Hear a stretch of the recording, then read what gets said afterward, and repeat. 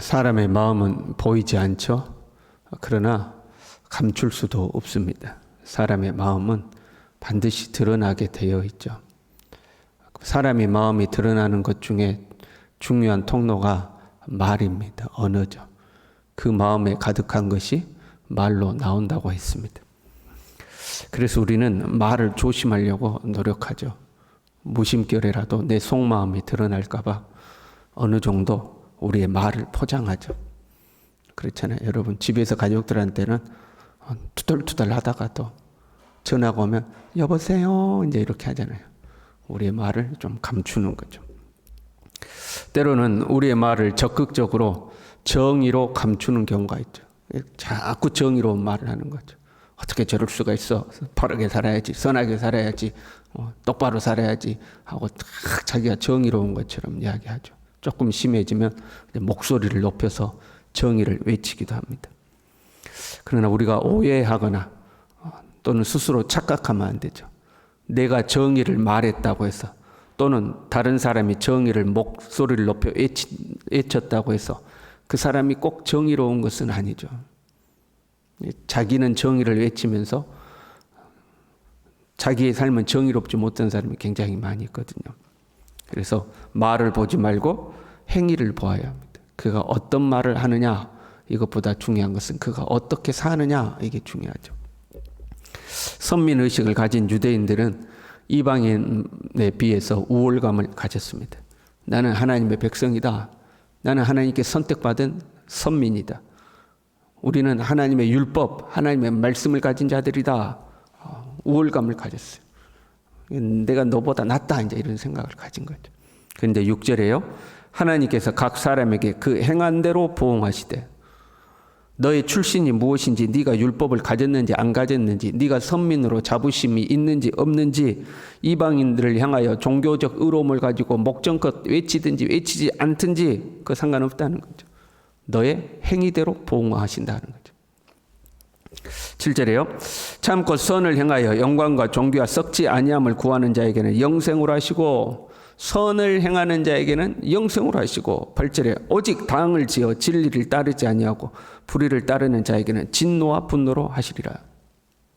그리고 이것은 헬라인이든 유대인이든 상관없이 동일하다는 거죠. 9절에요. 악을 행하는 각 사람의 영에는 환난과 공고가 있으리니 먼저는 유대인에게요 그리고 헬라인에게며. 네가 선민이냐 아니냐 정의로운 말을 하냐 안 하냐 뭐 종교적 의로움을 자랑을 하냐 안 하냐 그거 아니다. 각 사람에 따라서 하나님이 보응하신다. 선을 행하는 자에게는 하나님께서 영생으로 하시고 불의를 행하는 자에게는 진노와 분노로 하시는데 먼저는 유대인에게요 또한 헬라인에게다.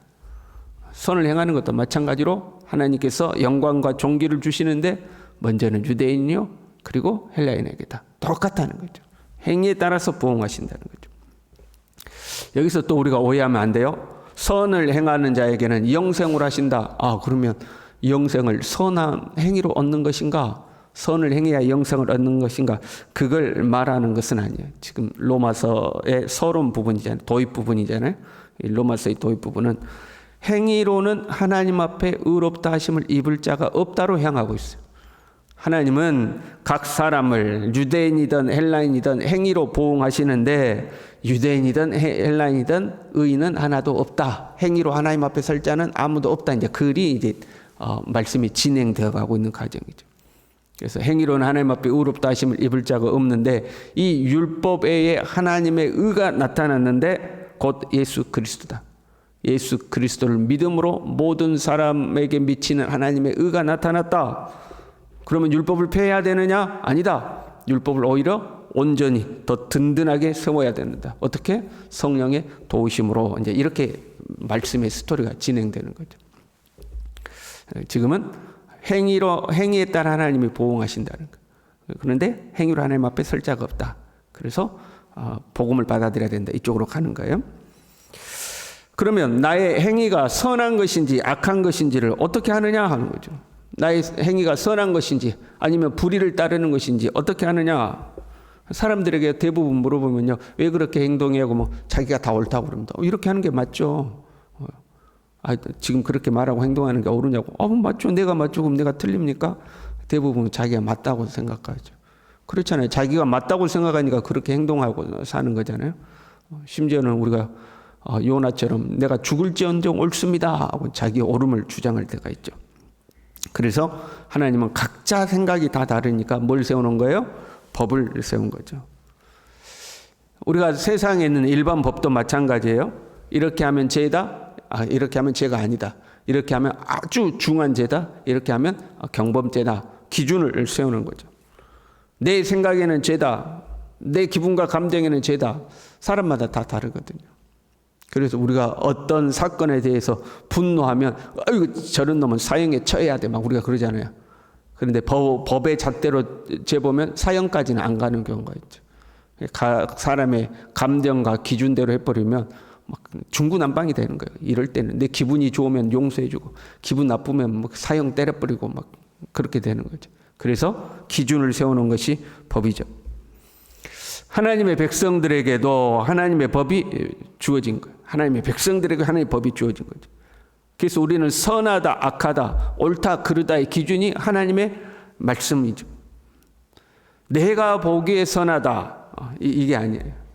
그렇잖아요. 하나님의 말씀에 비추어서 이거는 선이다. 하나님의 말씀에 비추어서 이거는 불이다. 이게 결정이 나는 거예요. 그래서 우리는 항상 우리의 마음과 생각을 하나님의 말씀에 비추어 보아야 됩니다. 남들도 다 그래. 남들도 다 그래. 또는 내 생각에는 이게 맞아. 이게 정말로 어리석은 거예요. 하나님의 말씀에 비추어서 맞아. 이렇게 돼야 되는데 내 생각에는 남들도 다 그렇게 살던만 뭐 이것은 하나님의 백성으로서 어리석은 거. 하나님이 기준을 법으로 주신 거 아니에요. 그래서 하나님의 사람들은 선하다, 불의하다를 말씀에 비추어서 하는 거죠. 그러면 안 믿는 사람들은 어때요? 안 믿는 사람들은. 그 사람들은 하나님의 법을 모르는 사람들이잖아요. 그래서 12절에 이렇게 되어 있어요. 율법 없이 범죄한 자는 또한 율법 없이 망하고 무릇 율법이 있고 범죄한 자는 율법으로 말미암아 심판을 받으리라. 율법이 없이 범죄한 자는 율법이 없이도 망한다는 거예요. 사실 율법이 없는 자들, 하나님을 믿지 않는 자들은 하나님을 믿지 않는 것으로 이미 정죄를 받았어요. 요한복음 3장 18절이죠. 그를 믿는 자는 심판을 받지 아니하는 것이요 믿지 아니하는 자는 하나님의 독생자의 이름을 믿지 아니함으로 벌써 심판을 받은 것이니라. 믿지 않는 것 자체가 이미 죄라는 거예요. 믿지 않는 것 자체가 심판인 거예요. 그런데 안 믿는 사람들의 입장에서는 억울하다고 그러겠죠. 우리가 법을 모르는데 언제 법을 어겼냐고, 알지도 못하는 법을 우리가 언제 어겼냐고 하나님 앞에 항의하지 않겠어요? 그래서 14절에 이렇게 말씀해요. 자기가 자기에게 율법이 된다. 15절에는요. 그 양심이 증거가 되어 그 생각들이 서로 혹은 고발하며 혹은 변명하여 그 마음에 새긴 율법의 행위를 나타내느니라. 하나님이 주어진 성문법이 없다 할지라도 그 양심 자체가 법이 된다는 거예요. 사람들이 어떤 일을 행할 때 그런 마음 들 때 있잖아요. 이건 아닌 것 같은데. 그게 우리의 양심이 고발 혹은 고발하며 그랬잖아요. 고발하는 거. 이거 아닌 것 같은데. 그럼 어떻게 해요? 그 다음에 혹은 변명하여. 그래도 이건 이러니까 괜찮을 거야. 남들도 이렇게 하던데 뭐 이 정도는 괜찮을 거야. 우리가 변명하는 거죠. 그래서 우리의 양심의 가책을 상쇄시켜버리죠. 이 행위 자체가 범죄라는 거예요. 너의 양심이 그 행위가 옳지 않다고 양심의 법이 탁 고발을 했는데 네가 그 양심을 어기고 행동하는 거 그 자체가 율법을 어긴 것과 똑같다는 거죠. 사실 성문화된 이 율법보다도 더 앞서 있는 것이 양심이죠.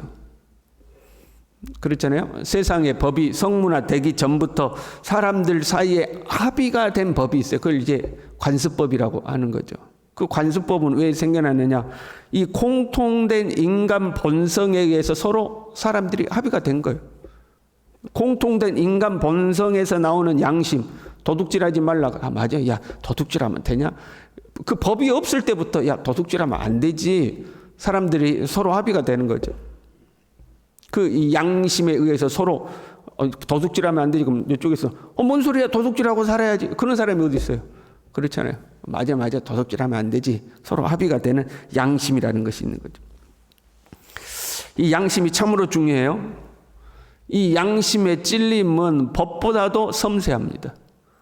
그러니까 법적으로는 아무 문제가 없어. 그런데 양심이 찔릴 때가 있는 거죠. 그렇잖아요. 내가 남을 안 도왔다고 해서 법에 걸리는 거 아니잖아요. 그런데 양심이 찔리잖아요. 양심이 훨씬 법보다도 섬세하고 예민한 거죠. 하나님의 말씀 우리에게 선한 양심을 가지라 그러죠. 선한 양심을 가지라. 양심이 선하게 살아있는 것이 중요해요. 성령이 오시면 우리의 영적 기능이 살아나는데 그 영적 기능이 살아난 것 중에 하나가 신앙적 양심이 살아나는 거예요.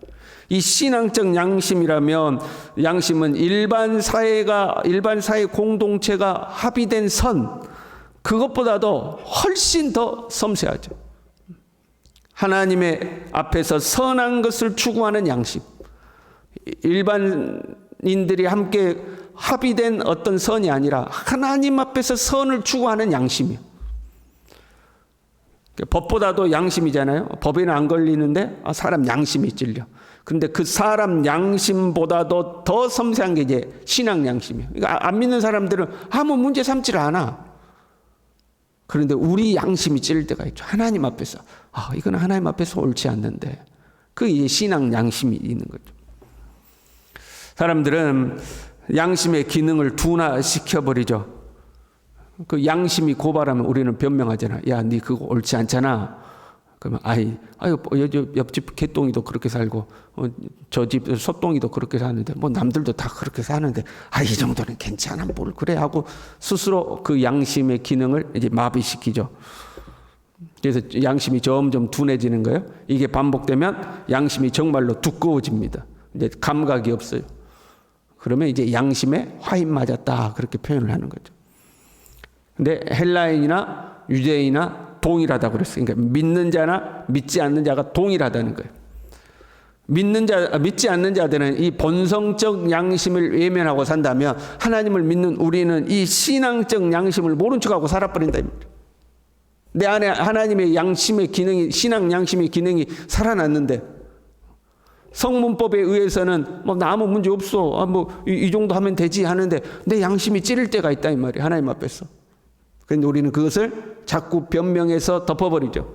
그러면 일반인들도 양심이 두꺼워지듯이 우리의 신앙 양심도 두꺼워지는 거죠. 그래서 하나님의 감동을 우리가 소멸시켜버릴 때가 있어요. 그때 하나님의 심판은 먼저는 유대인에게요, 그리고 헬라인에게로 다 똑같다는 거예요. 안 믿는 자나 믿는 자나 동일하게 하나님의 심판이 주어지는 거죠. 지식이 많아서 선한 것이 아니에요. 선한 말을 한다고 선한 것도 아니에요. 선한 양심을 따라서 하나님의 말씀을 지키고 살아야 선한 것이다 하는 거죠. 그걸 우리의 힘으로는 온전히 해낼 능력이 없으니까 우리는 성령을 의지하여서 성령께서 우리를 가르치고 지도하시는 대로 순종하고 사는 것이고 순종하고 살 수 있도록 힘을 달라고 성령을 의지하는 거죠. 오늘 하루도 우리가 이 선한 양심을 따라 살아갈 수 있기를 원합니다. 우리 안에서 우리를 가르치고 지도하시는 성령의 인도하심을 따라서 우리가 온전하지는 않을지라도 온전을 향하여 나아가는 오늘 하루가 될 수 있기를 바랍니다. 기도하겠습니다. 하나님 아버지, 이방인이든 하나님의 백성이든 믿는 자든 믿지 않는 자든 그의 말이 아니라 행위를 따라서 보응하시는 그 하나님 앞에 우리가 살아가고 있음을 기억하게 도와주시고 하나님 앞에서 두렵고 떨리는 마음으로 항상 우리 자신을 돌아보고 내 힘의 연약함을 인정하고 성령을 의지하고 성령의 인도하심 아래 순종의 삶을 살아갈 수 있도록 주님 우리 모두를 붙들어 주시옵소서. 예수님의 이름으로 기도 올리옵나이다. 아멘.